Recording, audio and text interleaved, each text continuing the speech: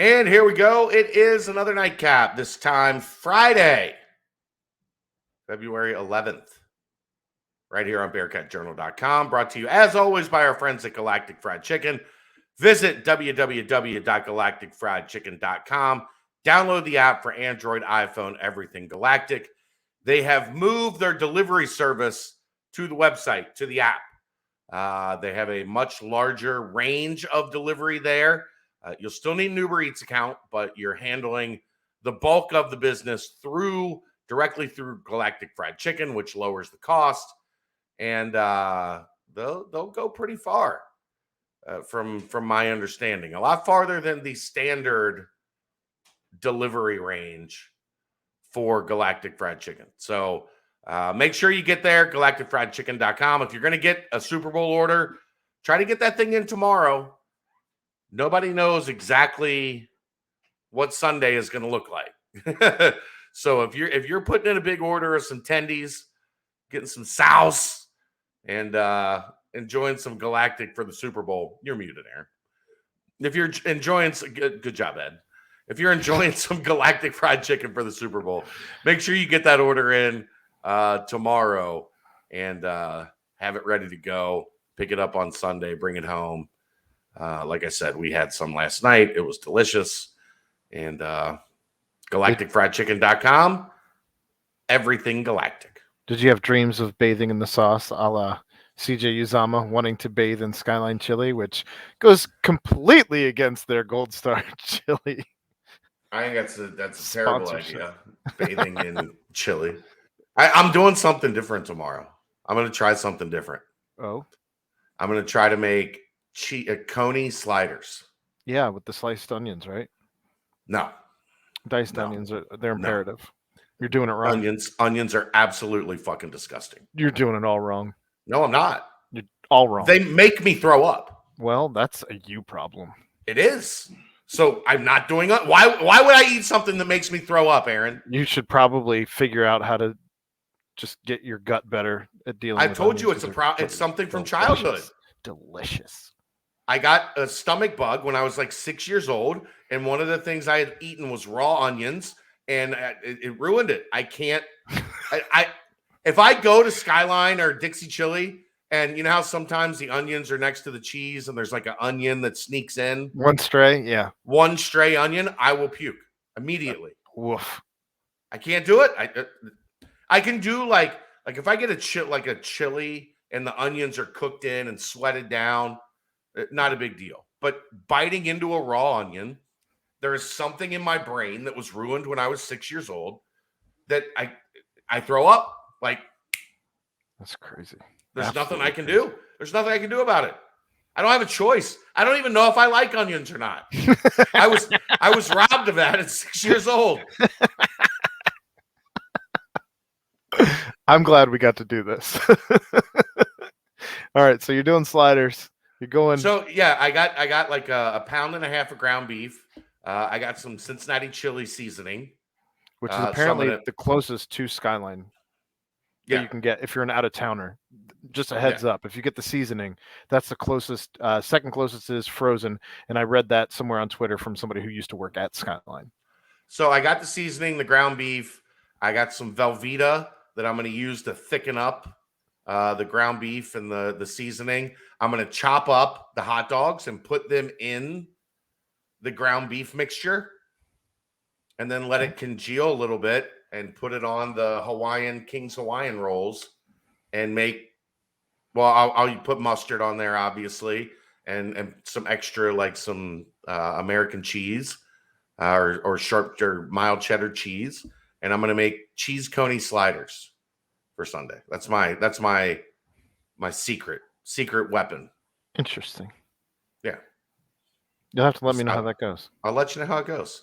I mean, I probably should just fucking make cheese conies, but this is a lot more work for the same result. Like I told you, we're doing a cheese coney bar, so yeah, that would be much easier. Like that would take me 20 minutes to get a cheese coney bar ready, and instead I'm going to take like an hour and try to make these sliders. So I'm a dumbass. Well, your words, not mine. Look, know your scouting report. Fair enough. I'm a dumbass, but I want to try something different, so that's what I'm going to do. We'll talk more Super Bowl stuff tomorrow, I'm sure. But tonight, ahead of a lovely 8 p.m. tip the night before the Super Bowl. Kelly was like, "Is it at home?" I was like, "Oh, I'd have been big mad if it was at home." But it's at Tulsa.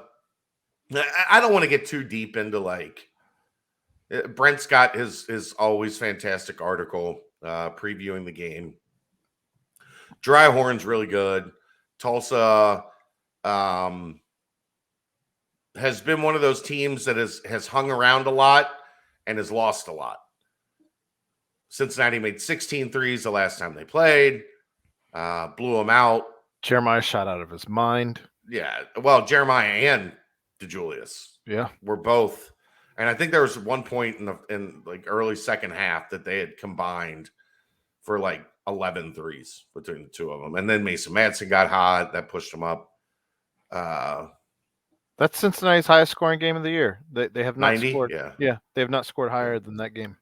I mean, they were on fire, and they had 18 turnovers in that game, so that could have been a hundo. Like, that could have been what we were joking around last night about with Iowa, Maryland, where Iowa had 103 points at the under 4, the final media timeout of the game. That's crazy. Yeah. You have to beat Tulsa. You cannot, this team cannot go on the road and lose at Tulsa. It would completely submarine all the good. Like, there's been ups and downs, as we knew there would. You can't go lose at Tulsa. Not this Tulsa team. They're not very good. They have Dry Horn. He's a matchup problem. We have talked about that before. We understand that. But you can't go lose at Tulsa. Well, he had, 14, 16 last time they played, something like that. Yeah, I mean, he's a matchup problem. He shoots the three. He can rebound and beat you inside with his back to the basket. He's been in college basketball since Gary Clark was a sophomore, I think. Well, I mean, at the end of the day, we saw it against South Florida. DDJ is going to have to be DDJ, and we also need 2 or 3 guys to step up and have close to, if not double digits. They really need to get John Newman back on track, because if you go back and look at that stretch where they were playing really well about 3.5 weeks ago offensively, he was right at, again, we talked about this before, but he was right in that 10-point range every night and hitting a couple shots, scoring from the mid-range, getting to the free throw line some. And then he had that scare with his knee where we worried, like, is this going to be a problem for the rest of the season? It wasn't, but he hasn't been the same since he came back. Right. We saw a little bit of life at South Florida. They need to get some offense going from that wing guard spot. They need Mike Adams-Woods to get back on track. Be nice. The 18 turnovers against Tulsa at Fifth Third Arena does worry me a little bit, coming off of 19 turnovers at South Florida. But I'm guessing that has been a topic of conversation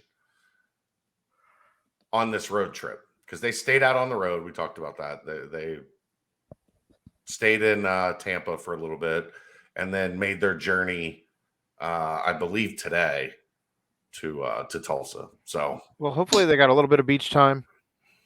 No, I don't think I got beach time, but they got at least downtime. It wasn't where cold. It's not 8 degrees. Well, it was really nice today. Sure, outside. Not as nice as Florida. Well, you won't catch me arguing that ever, but just you got to win this game. And it, again, it sets up. You've got Memphis, Wichita State, Temple coming up next week at home.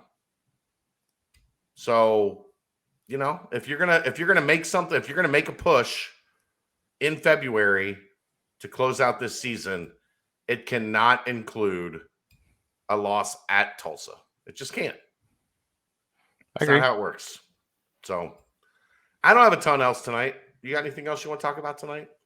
Not tonight. No. I mean, I think we're going to have plenty to talk about in the next coming week or so. Culminating. We'll be busy. There's a game every other night, so we're going to be busy. And then we got our event on Friday. So yeah, I sent out a text today to see if I sent out a text to a headliner type guest. I haven't heard back yet, but I think that would be I think it would be nice to hear from said guest. He's got a nice office, 7th floor of the Linder Center. We'll see. I'll strong arm him if I have to. I'm sure you will. Yeah. All right. Might end up with a letter read by John Cunningham that sounds an awful lot like somebody else who has an office on that same floor. John Cunningham's office is on the 8th floor. Well, I'm saying on that 7th floor that you were talking about. Yeah. I know. But all right, well, that's gonna wrap it up. We will we'll see you tomorrow night after the Bearcats take on the Golden Hurricane. I'm Chad Brendel. He's Aaron Smith. Galactic Fried Chicken is the sponsor. This is, or was, the Nightcap right here on BearcatJournal.com. See ya!